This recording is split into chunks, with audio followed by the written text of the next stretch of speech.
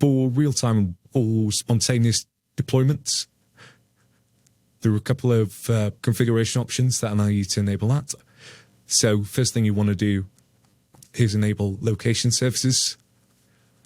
Once you've done that, then in the locations tab, you'll see an icon with a person. That means that Drone Desk has been able to pick up your location from your browser information. The second thing you want to do is go into settings, job sections, and then configure the spontaneous jobs or spontaneous taskings section. So it's this that will be used for any real-time jobs that are created or taskings. So go through and check or uncheck any of the options that you want to be included in a spontaneous deployment job. Once that's done, then users can come in, simply click the location icon.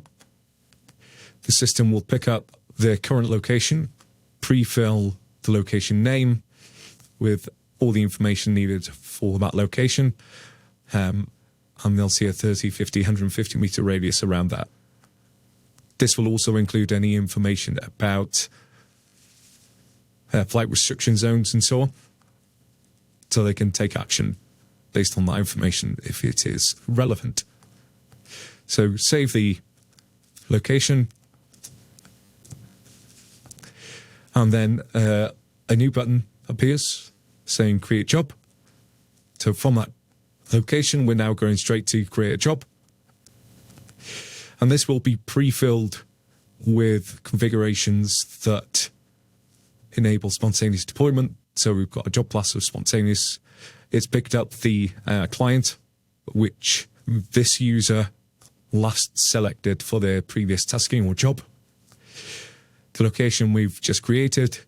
The remote pilot is assumed to be the person creating the job or tasking. The primary drone is the drone that was last used by this operator or this pilot. And the start date and end date and time are set for now. So we've saved that as a record, and then we can go straight to manage job. So we now have a job ready to go in just a couple of clicks.